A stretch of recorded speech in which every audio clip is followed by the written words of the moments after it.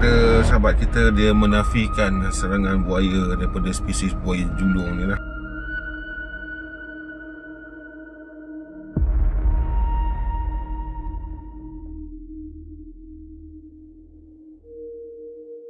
Warga Kecamatan Arut Selatan, Kabupaten Kota Waringin Barat digegerkan dengan penemuan tubuh bocah berusia 10 tahun yang dibawa oleh buaya muara.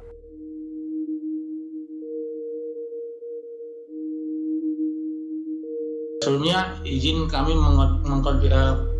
meluruskan informasi bahwa jenis buaya tersebut adalah buaya sapit, buaya sinyulong. Dan buaya ini memang rutin, memang sering muncul di lokasi kejadian. Dan kita dari tim BKSDA juga secara rutin melakukan sosialisasi kepada masyarakat, dan terakhir bulan lalu kita juga sosialisasi ke masyarakat sekitar Sungai Arut.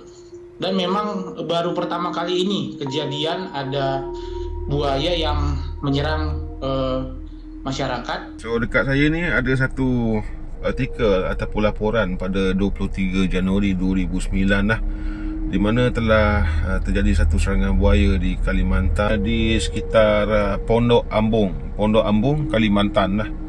So buaya ni dia punya panjang dalam 5 meter lah dan sangat besar juga, dan dianggarkan umur buaya ni 50 tahun. Jadi mayat mangsa ni ditemui di dalam perut dia lah. So banyak orang menafikan buaya jejulung ni tidak menyerang orang. Sebenarnya menyerang orang sebenarnya. Cuma serangan daripada buaya jejulung ni sangat jarang sebenarnya. Sangat jarang berlaku. Kemudian saya ada baca lagi satu artikel, terjadi serangan buaya ni dekat belah-belah Riau, Indonesia. Beberapa hari lalu, seekor buaya senyulong menyerang seorang bocah berusia 7 tahun yang sedang mandi di sungai yang berada di depan rumahnya. Setelah dilakukan pencarian selama 2 jam oleh tim BBKSDA Riau, warga, dan 7 pawang buaya, korban ditemukan dalam kondisi sudah tidak bernyawa. Sahabat kita ni dia menafikan satu video yang telah saya share di Kalimantan, di mana seorang budak ni berada di mulut buaya besar juga. Dianggarkan dia punya panjang lebih kurang dalam 5 meter ataupun 4 meter lebih, macam tu lah. Sifat-sifat ataupun anatomi, fizikal reptilia ni lebih-lebih lagi buaya katak seperti apa. Buaya katak dia bukan buaya muara, dia spesies dia tersendiri lah. Kemudian buaya muara seperti apa, buaya jejulung seperti apa. Kalau di Sarawak ataupun di Kepulauan Borneo, untuk spesies buaya siam ni dia hanya terdapat di belah-belah Siam, sekarang Thailand. Kemudian di Borneo, Borneo ni meliputi daripada Kalimantan ada buaya katak, Sarawak ada buaya katak, Sabah, Brunei ada buaya katak. So bila sebut Borneo, so memang ada buaya katak lah. So untuk Kepulauan Borneo tu ada berapa spesies buaya. Tolak yang raninus sebab dia masih menjadi misteri lagi, iaitu spesies Crocodylus raninus. Dia dibezakan dari bentuk fizikal dia tu, hampir mirip seperti buaya muara tapi bukan. Jadi untuk di Borneo ni saja dia ada 3 spesies.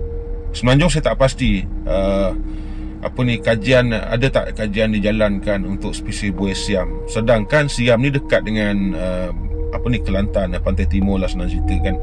Tapi saya rasa mungkin ada lah, sebab siam ni dia dekat dengan Kelantan kan, ataupun di area Kedah sana kan. Dia mesti ada buaya siam ni. Tapi saya tak pernah jumpa lagi data-data yang mengatakan buaya siam ni wujud dekat belah-belah sana lah, ataupun di belah semenanjung. Tapi untuk di pantai timur, belah-belah utara yang dekat dengan siam ni, saya rasa ada lah. Buaya katak ni adalah buaya siam sebenarnya. Nama saintifik dia pun Crocodylus siamensis. Dia itu baru buaya katak. Dan dia ni ada satu video yang dikongsikan oleh sahabat kita, Himba Borneo. Dia ada satu spesimen tu yang ditangkap dan disimpan di ladang buaya dia lah. Masa dia bagi buaya tu makan, buaya katak tu air yang cetek lebih kurang buku lali kita, lebih daripada buku lali lah, separuh daripada betis kita. Masa dia hulurkan makanan tu, buaya tu dia melompat kan. Itu spesimen yang Himba Borneo tangkap dan disimpan di ladang buaya mereka lah. 3. Buktikan kecepatanmu, buaya kodok.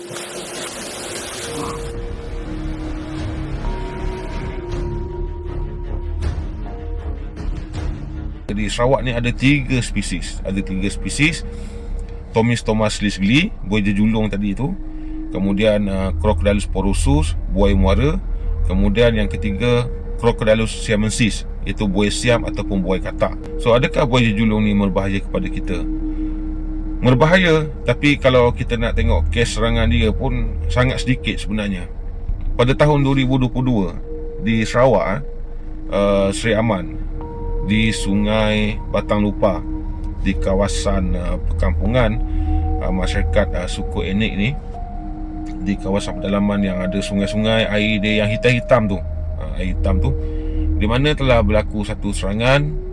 Batang Lupa ni sebenarnya banyak spesies buaya muara sebenarnya, yang porosus tadi, spesies porosus tu kan.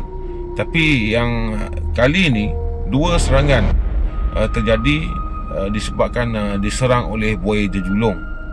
2 kes, tapi kes tu terpencil lah dan tidak diwar-warkan dan tidak diberitakan. Itu di kampung saya. Jadi dekat situ saya nampak buaya jejulung ni, saya tak pasti macam mana mereka boleh bersifat sedemikian. Kalau kita nak bandingkan 30 ataupun dah sejak sekian lama lah, kita tak pernah dengar lagi buaya jejulung ni menyerang orang. Tapi sejak akhir-akhir ini, masuk tahun 2008, bermula daripada 2008, daripada artikel yang saya baca tu, sehingga menyebabkan terjadinya korban kepada mangsa itu. Dan sangat aneh lah. Mungkin faktor dia adalah disebabkan ekosistem ataupun habitat dia tu rosak dan sebagainya lah. Dan bila ekosistem ataupun habitat dia rosak, makanan dah tak ada.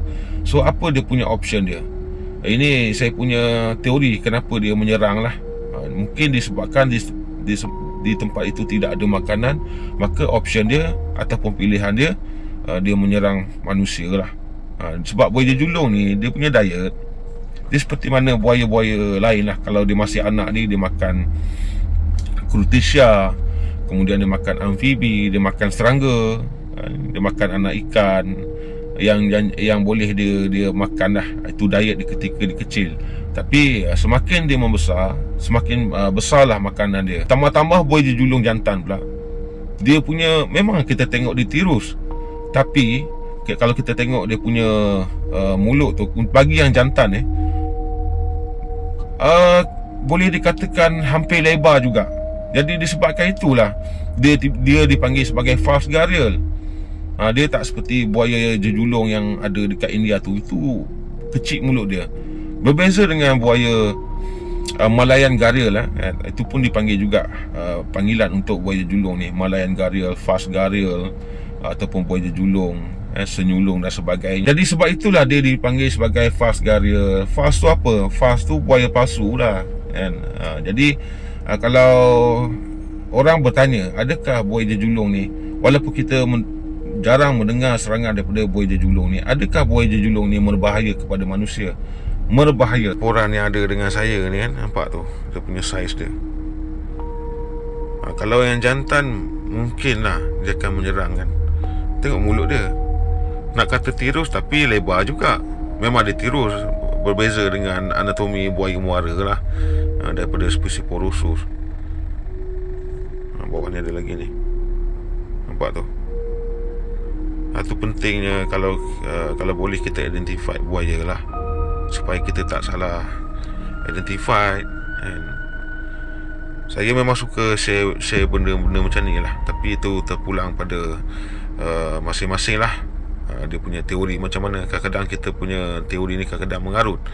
Jadi itu sebab saya, kalau apa yang orang tua-tua kita dulu share pasal haiwan ni, kadang-kadang kita kena ambil tahu juga sahih ataupun tidak.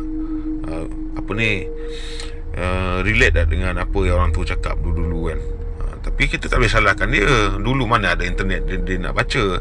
Dia cerita apa yang dia nampak di depan mata. Bila dia sebagai witness ataupun saksi yang berada di tempat kejadian itu, adakah haiwan itu yang menyerang? Sedangkan bila dah masuk abad ke-21 ni, kalau kita perhatikan, haiwan yang dikatakan bahaya itu, misalnya ular lah kan. Dulu orang sering kaitkan semua ular tu berbisa lah. Tapi bila kita dah buat sedikit kajian, kita baca dari segi teori dan praktikal, kita baca sikit-sikit, ternyata ular itu tidak berbahaya kepada kita. Contohnya ular mangrove snake ataupun dari spesies Boiga dendrophila bercorak hitam kuning. Dia punya kuning tu kecil ya. Kadang-kadang orang salah identify dia dengan katam belang lah kan, dari spesies Bungarus fasciatus yang hitam kuning. Tapi dia punya hitam kuning tu, hitam dia sama dengan kuning tu, dia punya lebar dia kan. Tapi yang ni spesies Dendrophila boiga ataupun Boiga dendrophila ni, ataupun kita panggil sebagai ular punti ni, dia berbisa menengah. Depends dengan orang itu. Kalau orang tu sakit memang teruk lah kena, tapi kalau orang tu sihat, tak jadi satu masalah. Tapi itu bukan alasan untuk sahabat-sahabat tidak pergi ke klinik terdekat ataupun rumah sakit yang berhampir dengan sahabat tu. Sahabat-sahabat kena pergi untuk buat pemeriksaan. Takut kita ni ada kencing manis, kena kencing manis pula, jenis luka tak pandai sembuh, baik pergi kan. Lagi satu, kita kena identify ular tu dan maklum kepada pihak doktor, untuk doktor dan para perawat menangani apa yang perlu dilakukan. Dan di Sabah, Sungai Terusan telah berlaku lagi satu serangan buaya lah. Dia ni mandi sebenarnya, mandi di Terusan, Sabah. Telah terjadi lagi satu serangan buaya. Okey sahabat, saya rasa setakat tu saja perkongsian saya. Adakah buaya jejulung ni berbahaya kepada kita? Buaya jejulung berbahaya kepada kita, tapi kes sangat jarang lah. Ada serangan, tapi kes sangat jarang.